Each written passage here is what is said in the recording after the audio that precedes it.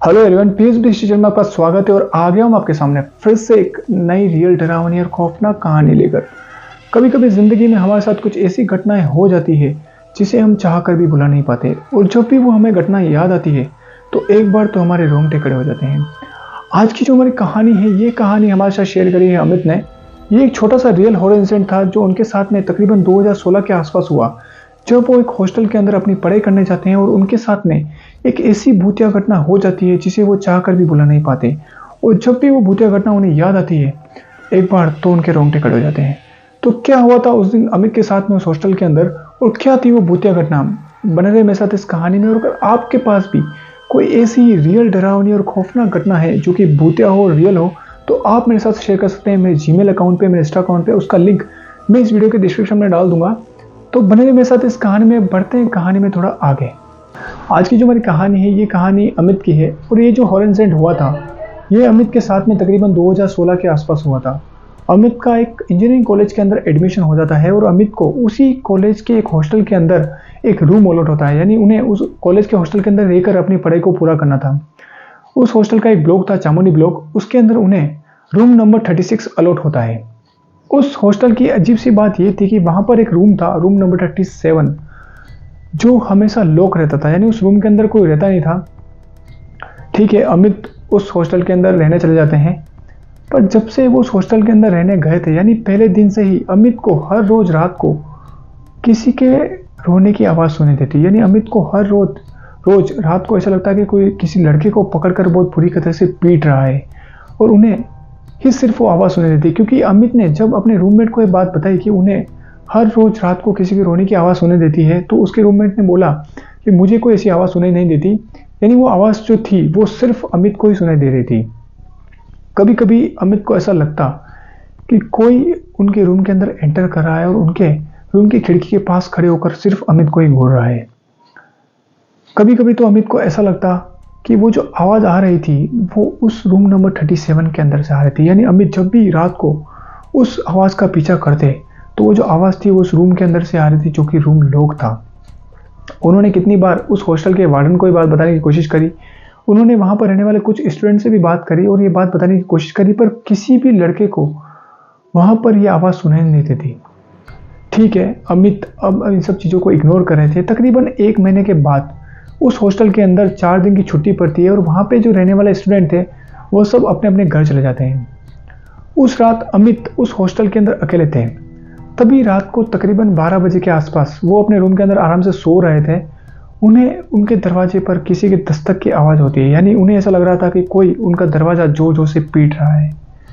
अमित हिम्मत कर क्योंकि उन्हें पता था कि उस हॉस्टल के अंदर अभी कोई नहीं है, तो कौन उनके रूम के बाहर हो सकता है।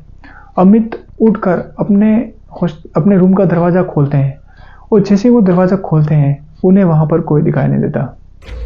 सिर्फ उस हॉस्टल के अंदर सन्नाटा छाया हुआ था। अमित को जब वहाँ पर कोई दिखाई नहीं देता तो अमित वापस उस दरवाजे को बंद कर पीछे मुड़ते हैं, और जैसे वो पीछे मुड़ते हैं वो देखते हैं कि उनके रूम का सामान पूरा बिखरा हुआ है। यानी उनका लैपटॉप, उनके जितने भी पढ़े की जो चीज़ें थी, जो भी उनकी बुक्स वगैरह थी, वो सब ज़मीन पर बिखरी हुई है। ये सब देखकर अमित को थोड़ा सा अजीब सा लगता है। और जब से उन्होंने रूम लॉक किया था, अमित को किसी के होने की प्रेजेंस फील होती है। उन्हें ऐसा लगता है कि कोई रूम के अंदर एंटर कर दिया है। सपोज कीजिए आप किसी हॉस्टल के अंदर अकेले हैं और आपको रात को किसी के रोने की आवाज़ सुनाई देती है और कोई आपके रूम का दरवाज़ा खटखटाता है, और आप जैसे ही रूम का दरवाज़ा खोलते हैं आपको वहाँ पर कोई दिखाई नहीं देता। तो उस टाइम अमित के ऊपर क्या बीत रही होगी? वो जो आवाज़ थी वो उस रूम नंबर 37 के अंदर से ही आ रही थी। अमित थोड़ी सी हिम्मत कर उस रूम के पास जाते हैं, और जैसे ही उस रूम के पास जाते हैं वो देखते हैं कि उस रूम के ऊपर ताला नहीं लगा हुआ है।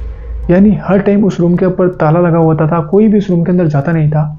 पर रात को 2 बजे के आसपास उस रूम के ऊपर कोई ताला नहीं है। वो उस हॉस्टल के अंदर अकेले हैं। थोड़ी सी हिम्मत जुटाकर अमित उस रूम के अंदर एंटर हो जाते हैं। जब वो उस रूम के अंदर जाते हैं तो वो देखते हैं कि उस रूम के अंदर बिल्कुल अंधेरा है, और बहुत टाइम से वो रूम खोला नहीं था, तो उस अंदर तो स्पाइडर वेब भी होते हैं। और वो जो रूम था वो बिल्कुल बिखरा हुआ था। उस रूम के अंदर ऐसा लग रहा था कि सालों से उस रूम के अंदर कोई आया नहीं है। अमित अपने फ़ोन की टॉर्च जलाते हैं, उस रूम के अंदर छानबीन करने की कोशिश करते हैं। तभी उन्हें अचानक से उस रूम के पंखे के ऊपर एक लड़के की लाश लटकी हुई दिखाई देती है। और वो जोर जोर से रो रही थी, यानी वो जो लाश थी वो चिल्ला रही थी, यानी उस डेड बॉडी के अंदर से आवाज़ आ रही थी। ऐसा लग रहा था कि वो जो लड़का था जो उस पंखे के ऊपर लटक रहा है वो जोर जोर से चिल्ला रहा है। ये सब देखकर एक बार तो अमित वहीं पर बेहोश हो जाते हैं।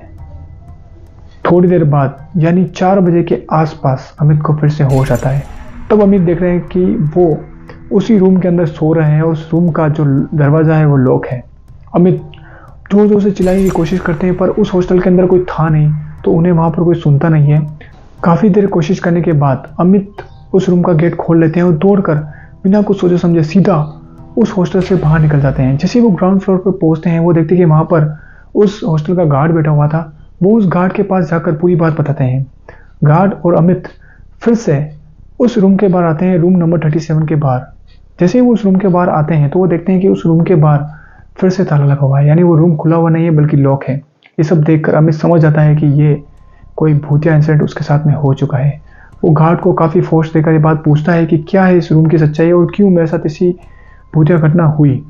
तो गार्ड उसे बताता है कि आज से तकरीबन 15 साल पहले एक लड़का इस रूम के अंदर रहा करता था और उसे किसी ने बहुत बुरी तरह से मार दिया, यानी किसी ने उसका मर्डर कर दिया और उसकी लाश को इस पंखे पर लटका दिया। तब से इस रूम को लॉक किया गया हुआ है और हमेशा कुछ लोगों को यहाँ पर किसी के रोने की आवाज़ सुनाई देती है। अजीब सी बात ये थी कि गार्ड ने उस अमित को ये बताया कि इस लड़के का नाम भी अमित था, यानी अमित नाम का वो लड़का था जिसका वहाँ पर मर्डर हुआ था। ये सब सुनने के बाद अमित अब उस हॉस्टल के अंदर एक भी दिन नहीं रुकते और उस हॉस्टल को छोड़ देते हैं। आई होप ये जो कहानी है ये कहानी आप लोगों को पसंद आई होगी और ऐसी इंटरेस्टिंग स्टोरी सुनने के लिए आप इस चैनल को सब्सक्राइब कीजिए, शेयर कीजिए, लाइक कीजिए। Thanks for watching, thanks for listening, thank you.